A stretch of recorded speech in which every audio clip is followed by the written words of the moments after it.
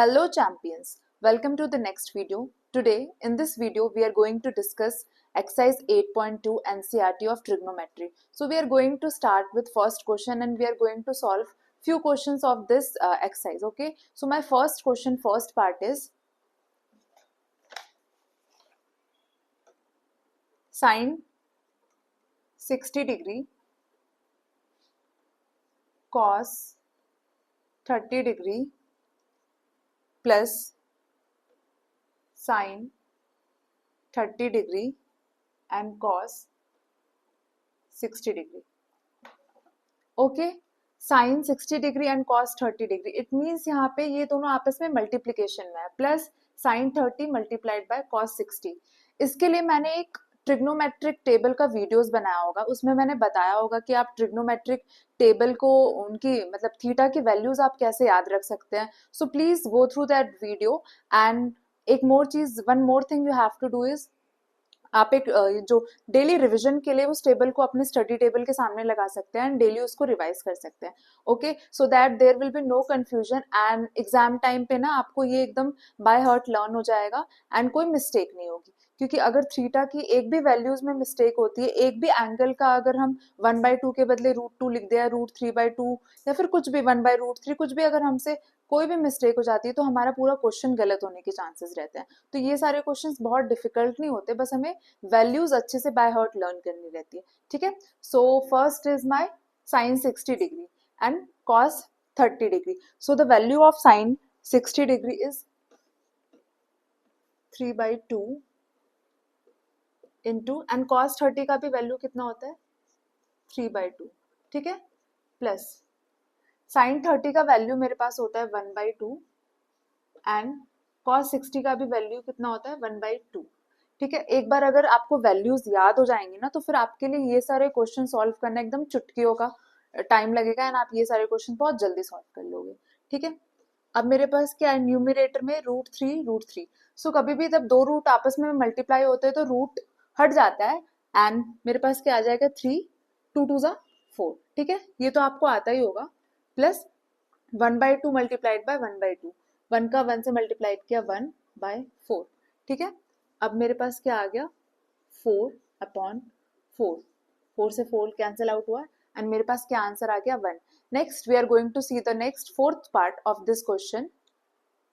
सो students, मैंने fourth part board पे लिख लिया है एंड मेरे को इसमें क्या फाइंड आउट करना है, sine 30 plus tan 45 minus cosec 60 divided by sec 30 degree plus cos 60 degree plus cot 45 degree. हमें क्या एसेंशियल है इसमें, हमें जो थीटास की वैल्यू, जो ये सब स्पेसिफिक एंगल्स दिए हैं उसकी वैल्यूज हमें पता होनी चाहिए. So let us start. First sine 30 की वैल्यू मेरे पास होती है 1/2. ठीक है, प्लस tan 45 की वैल्यू होती है मेरे पास 1 माइनस कॉसेक 60 की वैल्यू होती है मेरे पास 2/√3. ठीक है, अब मेरे पास डिनोमिनेटर में क्या है, sec 30 plus cos 60 and plus cot 45. ठीक है, तो फिर सेक 30 की मेरे पास वैल्यू होती है 2/√3 प्लस कॉस 60 की मेरे पास वैल्यू होती है 1/2 प्लस कॉट 45 की वैल्यू कितनी होती है 1. ठीक है स्टूडेंट्स, अब हमने वैल्यूज लिख ली. अब हमें क्या करना है, नेक्स्ट स्टेप होगा हमारा, जैसे हम नॉर्मल एडिशन सब्ट्रैक्शन करते हैं फ्रैक्शन का, वैसे हम एडिशन सब्ट्रैक्शन करेंगे. सो पहले हम ये वाला फ्रैक्शन है प्लस ये जो होल नंबर है उसका करेंगे. अंडर रूट को हम पहले ऐड नहीं कर रहे हैं. ठीक है, सो 1/2 प्लस 1, मैन मुझे इसका एलसीएम लेना है तो मैं एलसीएम लूंगी तो मेरे पास क्या हो जाएगा, यहाँ पे आ जाएगा 2 और यहाँ पे आ जाएगा 1 प्लस 2. माइनस में मेरे पास जो रूट वाला पार्ट है वो एज इट इज मैंने ऐसे लिख दिया है. आपको भी ऐसे करना है स्टेप बाय स्टेप. ठीक है, नेक्स्ट डिनोमिनेटर में 2/√3, जो अंडर रूट वाला पार्ट है वो अभी मुझे एज इट इज मैं ऐसे लिख लेती हूँ एंड इसका एलसीएम लिया. सो यहाँ पे भी आ गया इतना. ठीक है, अब क्या है 3/2 आ गया मेरे पास माइनस 2/√3. ठीक है, एंड इसका भी क्या आ गया 2/√3 प्लस 3/2. ठीक है, अब हमें क्या है, अब हमें इनका एलसीएम लेना है. ठीक है, सो अभी हमें फर्स्ट न्यूमरेटर सॉल्व करूंगी, उसके बाद डिनोमिनेटर सॉल्व करूंगी. सो अगर मैंने इसका एलसीएम लिया सो मेरे पास क्या आया 2/√3 3, ठीक है। एंड ये मेरे पास क्या आ गया, ये क्रॉस मल्टीप्लाई हो जाते हैं, सो 3/√3, ये इधर मल्टीप्लाई हो जाएगा, माइनस 2 2 ज़ा 4, नीचे क्या और रह गया मेरे पास, सेम 2/√3 मेरा एलसीएम हो गया 2/√3, ठीक है। अब क्या करना है, क्रॉस मल्टीप्लाई कर देंगे 4, और इसका इधर किया तो प्लस 3/√3, ठीक है। ऐसे ऐसे क्रॉस मल्टीप्लाई करना है एंड एलसीएम लेने के लिए इन दोनों का मल्टीप्लाई कर देना है, ठीक है। ये हो गया। अब हम क्या करेंगे, नेक्स्ट स्टेप क्या होता है, ये 2/√3 से 2/√3 कैंसिल हो जाता है और मेरे पास क्या बचता है, 3/√3 माइनस 4 डिवाइडेड बाय 3/√3 प्लस 4। इसको मैं ऐसे भी लिख सकती हूँ क्योंकि 4 के आगे प्लस साइन ही है, ठीक है। अब मुझे क्या करना है, ये जो डिनोमिनेटर है 3/√3 प्लस 4, डिनोमिनेटर से ना हमें अंडर रूट हटाना रहता है, तो अंडर रूट हटाने के लिए हम क्या करते हैं, इसके कॉन्जुगेट से मल्टीप्लाई करते हैं। कॉन्जुगेट मतलब अगर यहाँ पे प्लस साइन है तो फिर हमें क्या करना पड़ेगा, 3/√3 माइनस 4 से मल्टीप्लाई करना रहेगा, न्यूमिरेटर और डिनोमिनेटर दोनों में। So next step is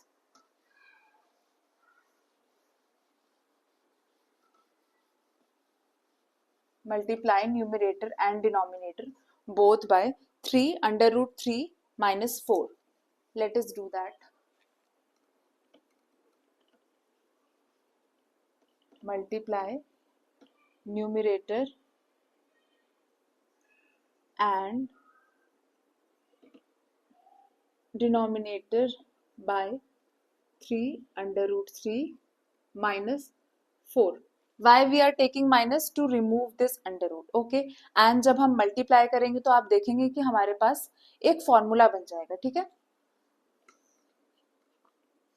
3/√3 minus 4 divided by 3/√3 plus 4 multiplied by 3/√3 minus 4 divided by, so after multiplication of 3/√3 minus 4, ऊपर नीचे दोनों साइड मल्टीप्लाई कर लिया, ठीक है। सो न्यूमिरेटर में मेरा कौन सा फॉर्मूला बनता है, a माइनस बी और a माइनस बी, ये a minus B whole square, ये वाला फॉर्मूला हमने पढ़ा है जूनियर क्लासेस में। सो मेरा इसका फॉर्मूला, इसको अगर मैं एक्सपेंड करूंगी तो क्या होगा, a square plus B square minus 2ab, ठीक है। अब ये वाला फॉर्मूला हम न्यूमिरेटर के लिए अप्लाई करेंगे। डिनोमिनेटर में हम देखते हैं कि यहाँ पे भी कोई फॉर्मूला बन रहा है कि नहीं बन रहा। सो 3√3 को a माना, 4 को b माना, यहाँ पे a प्लस बी है, यहाँ पे a माइनस बी है, a plus B a minus B a square minus B square होता है, ये भी एक फॉर्मूला हमने पढ़ा है, ये क्या होता है, a square minus B square. So ये वाला फॉर्मूला हम डिनोमिनेटर के लिए अप्लाई करेंगे, ठीक है। सो मेरा न्यूमिनेटर में आ जाएगा 3/√3 का होल स्क्वायर प्लस b के बदले क्या है, 4 है, 4 का होल स्क्वायर प्लस 2, a के बदले क्या था 3/√3, b के बदले क्या था 4, ठीक है। अब न्यूमिनेटर डिनोमिनेटर में क्या है मेरे पास, a square minus B square, ये वाला फॉर्मूला बनेगा, a स्क्वायर और b के बदले क्या है 4, ठीक है। इतना नोट डाउन किया आपने। अब इसको हम सॉल्व करते हैं स्टेप बाय स्टेप, ठीक है। सो फिर इसको मैंने सॉल्व किया तो फिर मेरे पास कितना आता है, इसको सॉल्व करने के बाद आएगा मेरे पास 27 प्लस 60, ठीक है। अब हमें क्या करना है, अंदर वाला ब्रैकेट सॉल्व करना है। सो फिर क्या हो जाएगा, 2 4 ज़ा 8 एंड ये भी होल नंबर है, 2 4 ज़ा 8, 8 3 ज़ा 24, और अंडर रूट में, सॉरी यहाँ पे माइनस साइन है ना, माइनस 24 अंडर रूट में 3, ठीक है। 3/√3 का होल स्क्वायर, सो फिर 3 का होल स्क्वायर कितना होता है, 3 3 ज़ा 9, एंड जब भी दो रूट आपस में मल्टीप्लाई हो रहे होते हैं, अंडर√3 और अंडर√3, सो मैंने आपको क्या बताया था, ये रूट जो होता है हट जाता है एंड जो डिजिट है वो आ जाती है, तो 3 आ गया मेरे पास, ठीक है। और साथ में क्या है मेरे पास 3 है बट उसका स्क्वायर किया है, सो फिर मल्टीप्लाइड बाय 9, सो फिर मेरे पास ये क्या आ जाएगा, 9 3 ज़ा 27, ठीक है। सो ये हो गया 27, 4 का स्क्वायर कितना होता है, 16 होता है, इतना नोट डाउन किया आपने. अब हम क्या करेंगे, नॉर्मल इनको ऐड और सब्ट्रैक्ट कर देंगे. ठीक है. सो तो न्यूमरेटर में मेरे पास क्या है, 27 प्लस 16. सो 27 प्लस 16 कितना हो जाएगा मेरे पास, लिख देती हूँ. 27 plus 16 equals to 43 minus 24 under root 3. And अब हमें क्या करना है, डिनोमिनेटर के लिए 27 minus 16. So 27 minus 16 equals to 11. ठीक है. सो ये हमारा हो गया फाइनल आंसर. अब हम देखेंगे एक और इस टाइप के question. So next question that we are going to see is the fifth part. So let us solve the fifth part. ये नोट डाउन कर लिया आपने. अब हम फिफ्थ पार्ट देखते हैं.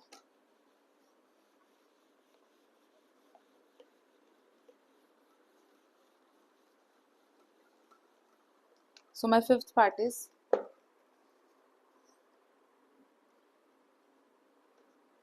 5 cos square 60 degree plus 4 sec square 30 degree minus tan square 45 degree divided by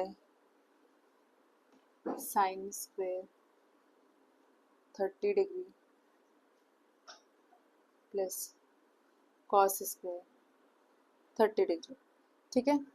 अब इसके लिए हमें क्या करना है, सबसे पहले इनकी वैल्यूज नोट डाउन करनी है. ठीक है. cos 60 की वैल्यू क्या होती है मेरे पास, 1/2, बट ये स्क्वायर में है, सो फिर 1/2 का स्क्वायर हो जाएगा. ठीक है. प्लस 4 सेक स्क्वायर 30 है. 4 इंटू सेक 30 की वैल्यू मेरे पास कितनी होती है, 2/√3. ठीक है. और tan 45 की वैल्यू मेरे पास कितनी होती है, 1. सो 1 का स्क्वायर हो जाएगा. डिनोमिनेटर में क्या है मेरे पास, sin 30. sin 30 की वैल्यू कितनी होती है, 1/2. इसका होल स्क्वायर हो जाएगा. प्लस cos 30 की वैल्यू कितनी होती है, 3/√2. इसका होल स्क्वायर हो जाएगा. अब हमें क्या करना है, पहले जो होल स्क्वायर है ब्रैकेट में है उसको सॉल्व करना है. सो 5 इंटू 1/2 का होल स्क्वायर मतलब कितना हो गया, 1/4 प्लस 4 इंटू 2/√3 का होल स्क्वायर मतलब 2 2 4.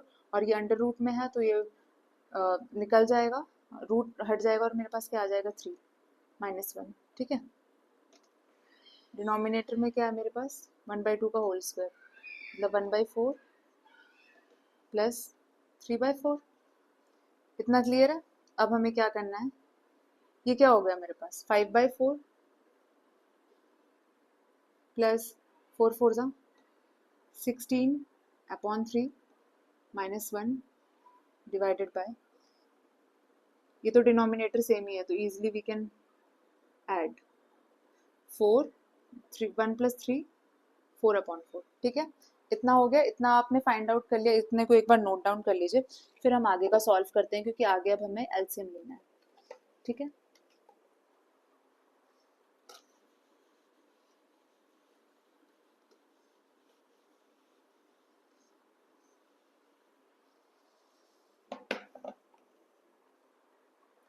ये तो मेरा कैंसिल हो जाएगा और मेरे पास डिनोमिनेटर में यहाँ पे क्या बच जाएगा, डिवाइड में 1 बच जाएगा. ठीक है. अब हमें क्या करना है, नेक्स्ट स्टेप में यहाँ पे 4 और 3 का एलसीएम लेना है. यहाँ पे मैंने एलसीएम लिया, 12 आया. ठीक है. अब मुझे क्या करना है, 4 हाउ मेनी टाइम्स 12 होता है, 4 3 ज़ा 12 होता है. एलसीएम लेना तो आपको आता ही होगा. सो 5 3 ज़ा 15 प्लस 3 4 ज़ा, तो फिर 16 4 ज़ा 64 -12.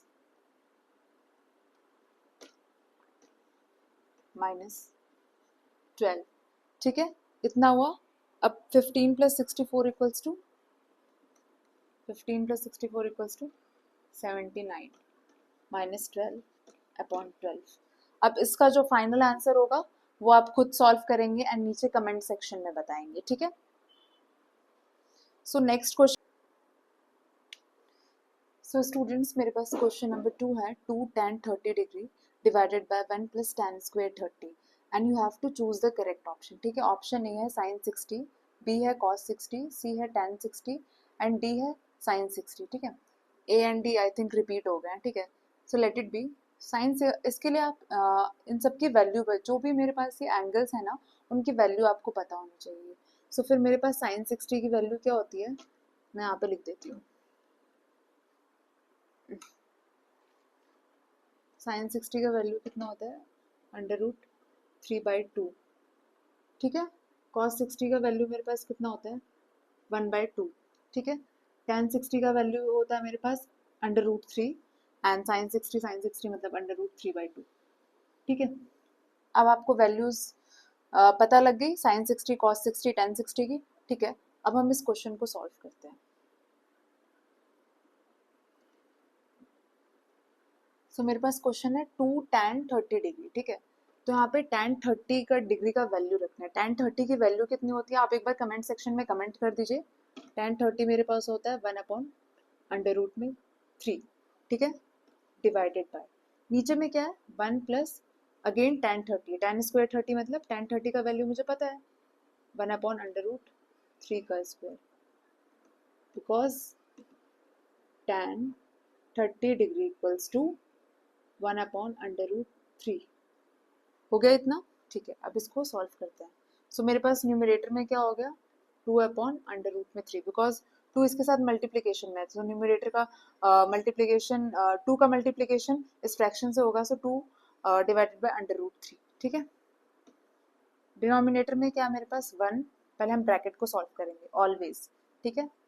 1 का स्क्वायर 1 होता है, डिनोमिनेटर में √3 है, √3 का अगर स्क्वायर करेंगे तो मेरे पास क्या आ जाएगा 3 आ जाएगा। अब मेरे पास क्या बचा 2/√3 एंड डिनोमिनेटर में क्या है 3 + 1, इसका हम एलसीएम लेंगे, मेरे पास क्या आ जाएगा 3, यहाँ पे क्या आ जाएगा 3 + 1, ठीक है। अब मेरे पास क्या आ जाएगा 2/√3 + 4/3, ठीक है। इतने तक क्लियर है आपको। अब इसके बाद हमें क्या करना है,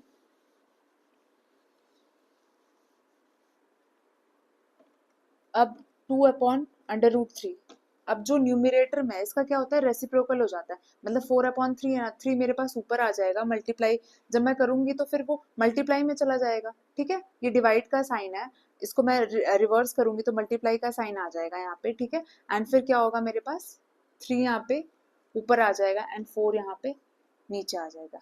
इतने तक क्लियर है, ठीक है। ये मैं ऐसे कैंसिल आउट कर सकती हूँ 1/2, सो 3 × 1 = 3, 2√3। अब क्या है अगेन यहाँ पे डिनोमिनेटर में अंडर रूट है, तो डिनोमिनेटर से अंडर रूट हटाने के लिए हमें क्या करना पड़ेगा, ऊपर नीचे 2√3 से मल्टीप्लाई करना पड़ेगा। So multiplying numerator and denominator by 2√3, ठीक है। मल्टीप्लाई करते हैं, सो 3 × 2 = 6, 6√3 एंड यहाँ पे कितना आया 2√3, 2√3, सो 2√3 का होल स्क्वायर, 2√3 का होल स्क्वायर। सो यहाँ पे मेरे पास कितना बचा 6√3 एंड यहाँ पे क्या बचा 4 मल्टीप्लाइड बाय √3 का होल स्क्वायर है, तो ये कितना हो जाएगा 3, ठीक है। सो फिर ये मेरे पास कितना बचा 6√3 डिवाइडेड बाय 12, ठीक है। अब ये मैं 6 × 1 = 6, 6 × 2 = 12, सो मेरे पास फाइनल आंसर कितना आ गया √3/2। This is my final answer, ठीक है। सो मेरे पास कौन सा ऑप्शन करेक्ट हो गया, ऑप्शन ए, और we can say option D. So because sine 60 की वैल्यू क्या होती है √3/t। सो बच्चा पार्टी, अगर आपको किसी क्वेश्चन में कंफ्यूजन है या फिर डाउट हो रहा है, so please tell me in the comment section which question और which topic is not clear to you, and मैं उसको ईजी वे में एक्सप्लेन कर सकती हूँ। So thank you and please subscribe my channel and like the video if you understood this concept. Thank you.